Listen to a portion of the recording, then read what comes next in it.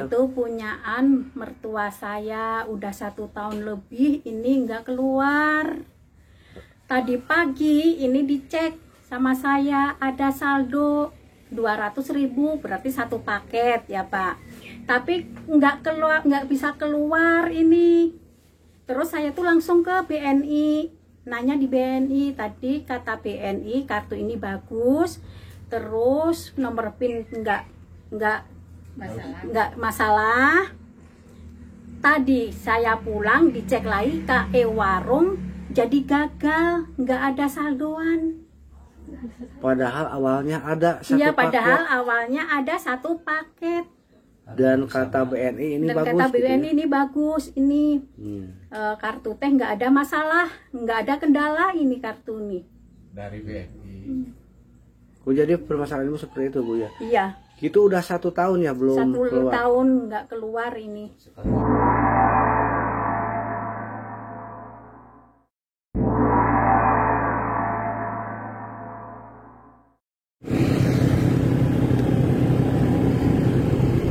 Oke kawan-kawan, ini kita lagi menuju ke rumahnya Bung Ea. Kita mau nanya-nanya di sana tentang seputar BPNT yang katanya masih carut-marut. Halo pemirsa, itu Bang Ea-nya lagi istirahat ya.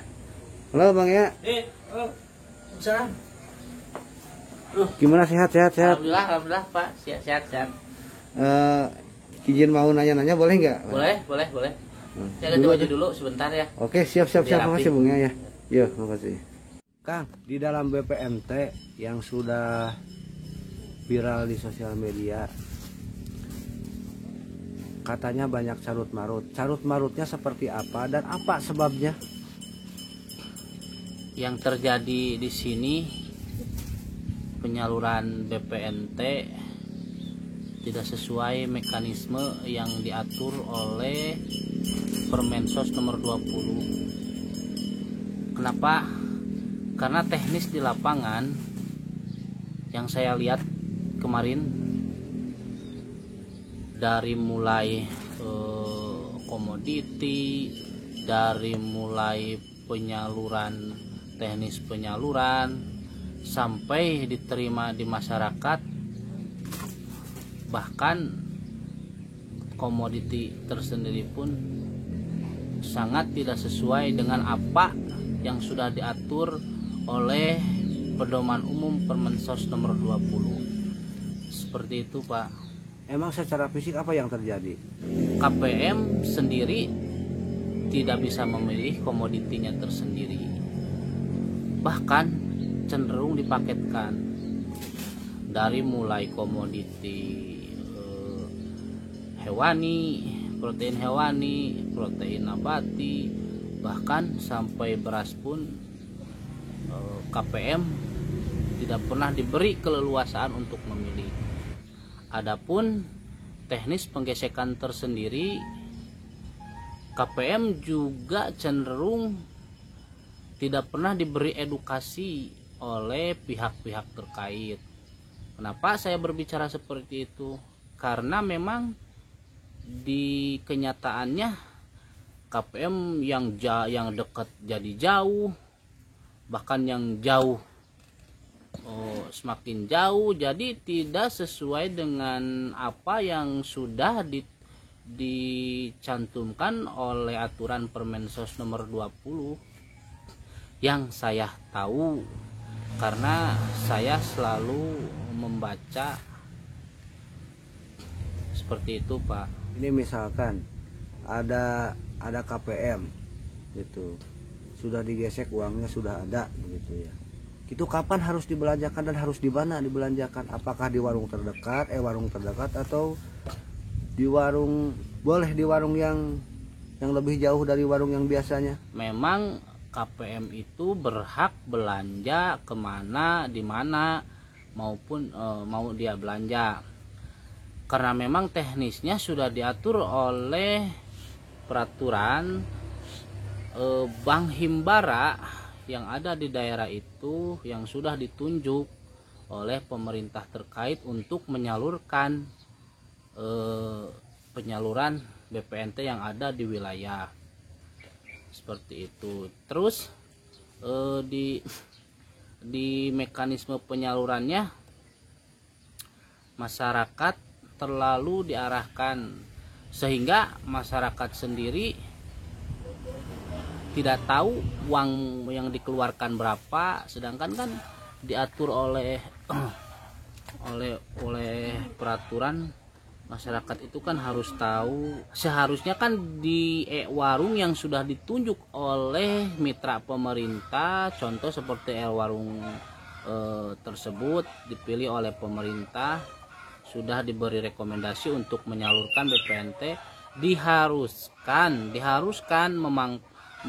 menempelkan harga pagu yang saat itu ya, yang bulan-bulan, misalkan bulan ini bulan ini ada penyaluran ya, harga sesuai pasaran ya bulan itu gitu. Jadi harus ada harga pagu. Selama ini yang saya tahu, sudah saya keliling, bahkan ibu saya sendiri pun mengecek.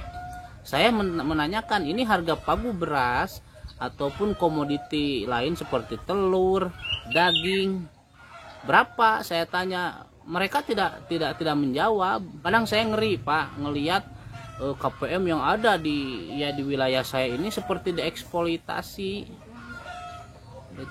karena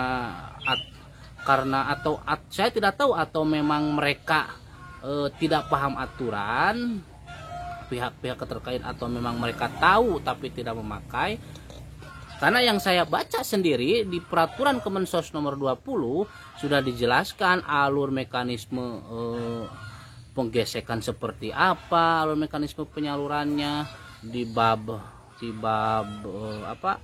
untuk penyaluran, untuk tikornya sendiri kan sudah dijelaskan. Penggesekan kartu boleh tidak dilakukan oleh agen atau warung? Boleh tidak? Yang saya tahu sebetulnya kan itu, Pak, kalau kartu ATM itu kan sifatnya privasi, jadi masyarakat sendiri ya memang harus sendiri. Bahkan PIN itu sendiri pun di perbankan kan tidak boleh ada orang yang mengetahui. Kadang-kadang saya ngeri, Pak, lihat penyaluran kemarin di sini. Ada yang sudah digesek tapi haknya, komoditinya belum dicairkan, ada yang 4 masih belum dicairkan. Nah itu kan saya dalam hati bertanya seperti, oh kok kenapa gitu, ini aturan siapa? Karena memang saya orang bodoh, saya tidak tahu, jadi aturan siapa ini, kok sudah digesek 4, komoditinya belum sampai, sudah ditegur baru ada 1, yang 3-nya kemana? Kan itu jadi pertanyaan besar Pak. Sedangkan uang yang sudah digesekkan itu kan sudah masuk ke rekening si warung gitu, Pak. Apakah agen bebas belanja enggak? Nah, yang pertama saya jawab, Pak, itu bukan kata saya, tapi kata aturan yang sudah ditandatangani para menteri yang berada di Permensos nomor 20, Pak. Itu bukan kata saya, tapi kata aturan. Nah, untuk mekanisme yang tadi Bapak sebutkan, bahwa agen maupun warung memang diatur dalam pedoman umum, mereka bebas memilih belanja mereka, mau kemana mereka belanja, karena mereka juga harus memilih kualitas yang terbaik. Untuk apa? Untuk masyarakat yang ingin membeli ke warung mereka. Seperti itu. Adapun masyarakat yang menggesek, ya memang masyarakat harus menggesek ke warung terdekat, kan di situ kan kadang-kadang ada jompo, ada disabilitas, mereka kan kesusahan.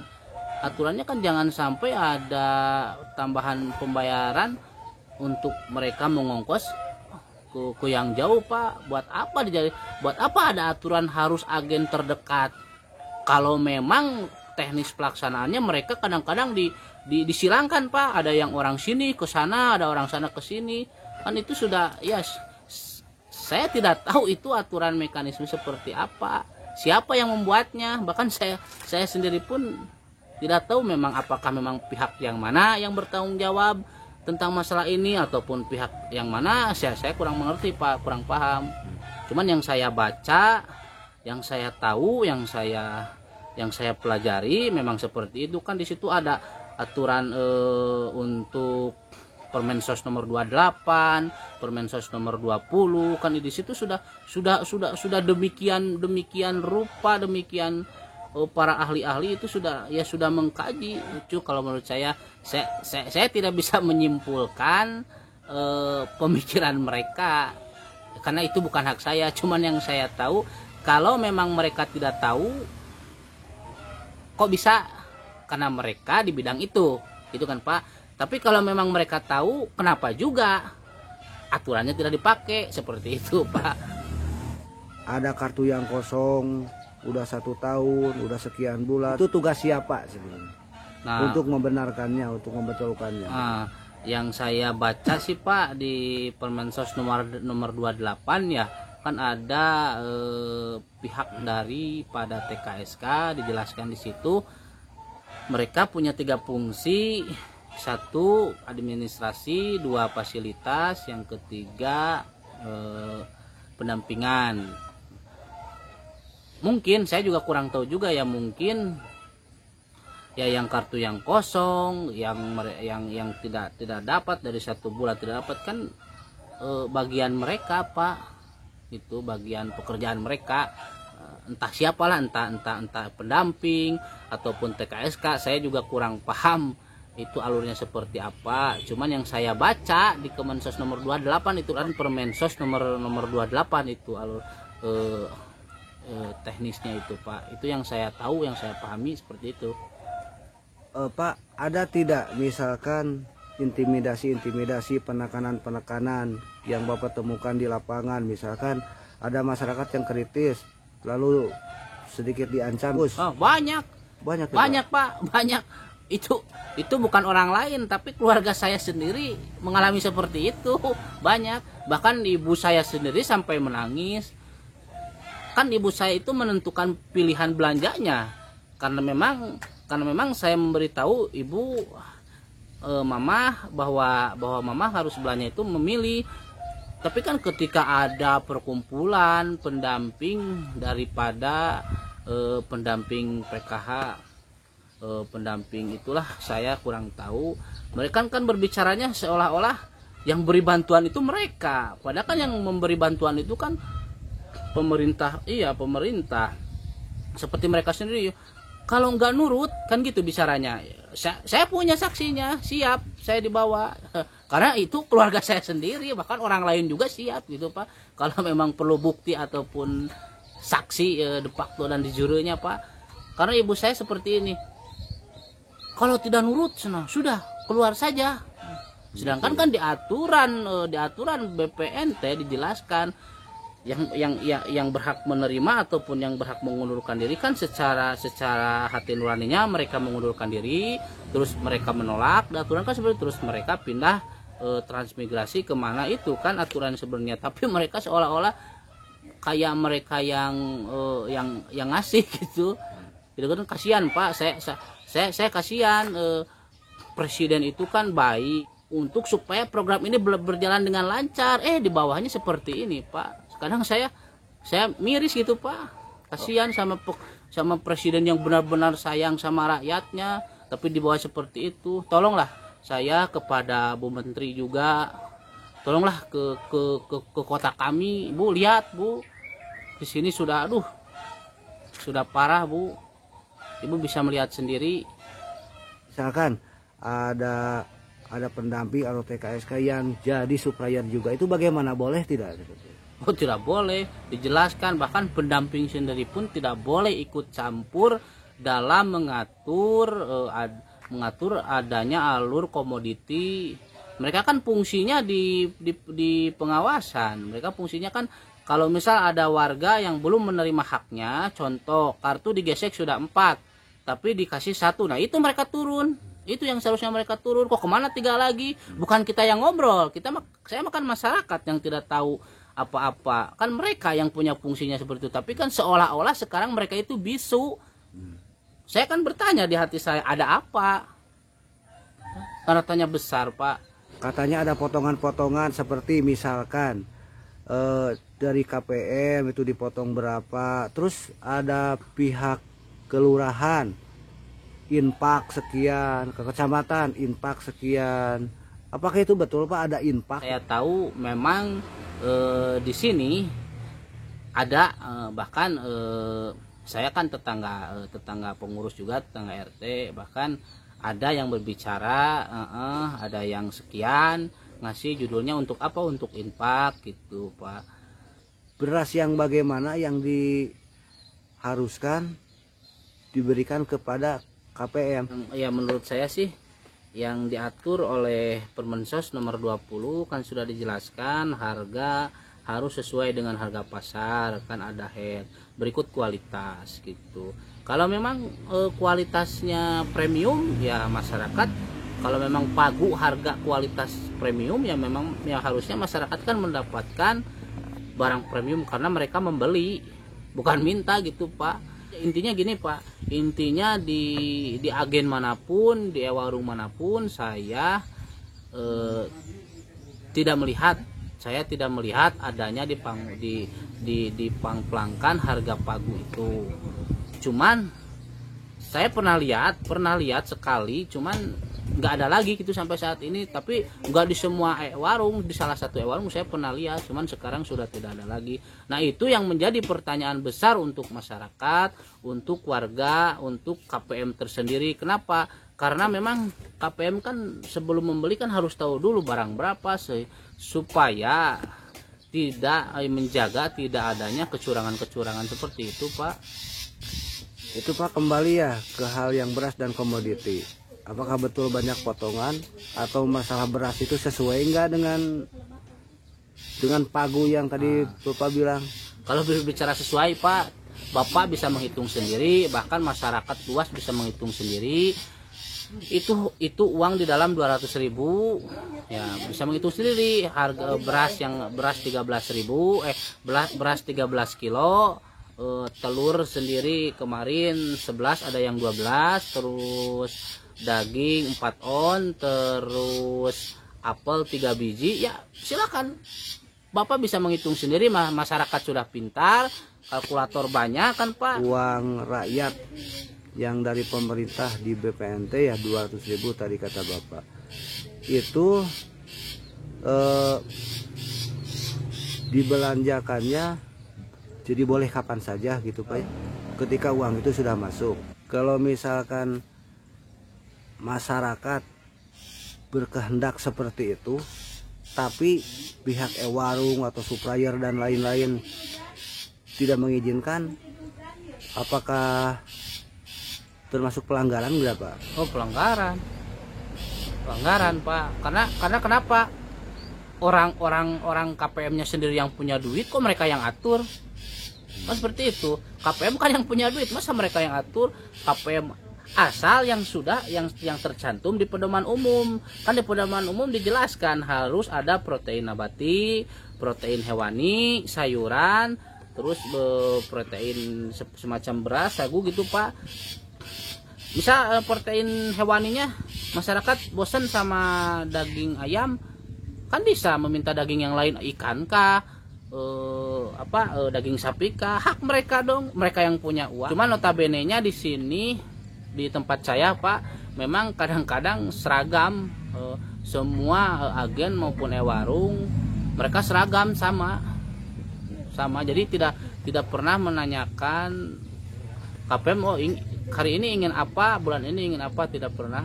Yang saya tahu ibu saya gitu, ibu saya sendiri, berikut adik saya, berikut bibi saya, kan mereka KPM Pak. Yang disebut warung itu harus ada warung ya Pak ya gitu. Sekarang katanya banyak warung-warung siluman. Wah banyak Pak. Itu bagaimana Pak? Banyak Pak, bukan siluman lagi Pak, jurig Pak. Banyak. Kenapa? Agen atau warung bukanya sebulan sekali, kalau ada penyaluran mereka buka, kalau tidak ada ya mereka tutup. Banyak seperti itu. Jadi ya sekarang saya bingung sendiri, kan aturan itu dibuat, dirancang, dijadikan itu kan atas dasar kesepakatan semua pihak ya, pihak saya mah tidak tahu ya semua pihak kementerian atau apa, mereka kan merancang itu untuk kemajuan di daerah, untuk UMKM mikro supaya tumbuh. Ini kan warung yang sebenarnya warung karena mereka ingin menjadi mitra bagian daripada penyaluran, mereka datang ke pihak ini tidak, tapi kenyataannya ada tetangga saya yang menjadi agen, bahkan dia rumahnya di belakang, dia tidak punya warung. Kok jadi, yang saya bingung gitu, sedangkan warung yang sebelah sini yang ingin benar-benar ingin menyalurkan, ingin ikut berpartisipasi dalam hal ini supaya mereka warungnya menjadi maju, malah tidak di ACC. Saya bingung, ini yang punya aturan siapa gitu, yang punya kewenangan untuk hal ini siapa, karena saya memang tidak tahu.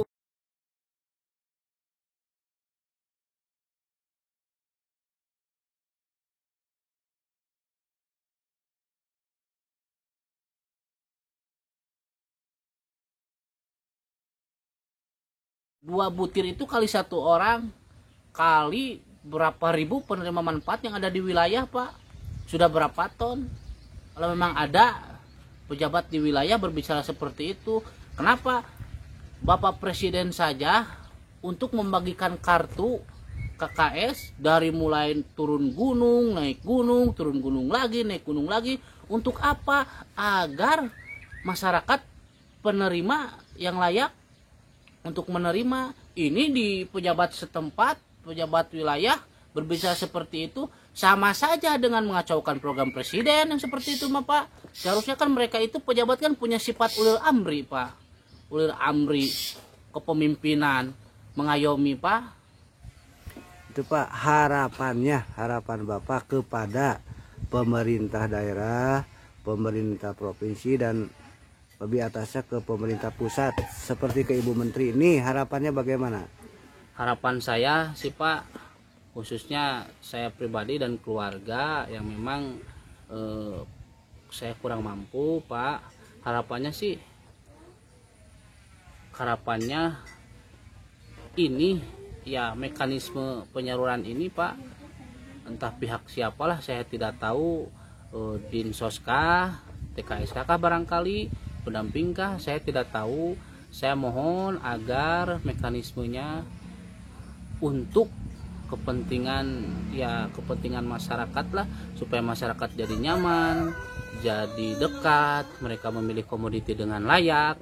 Jadi jangan diintervensi oleh pihak-pihak, Pak. Juga saya memohon pada Bu Menteri,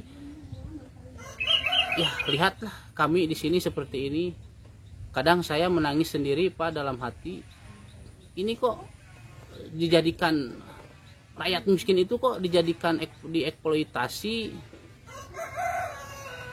untuk kepentingan, untuk keuntungan seperti itu, Pak. Miris, Pak. Harapan saya mah agar lebih baik lagi lah gitu, Pak, untuk kedepannya. Iya, terima kasih, Pak.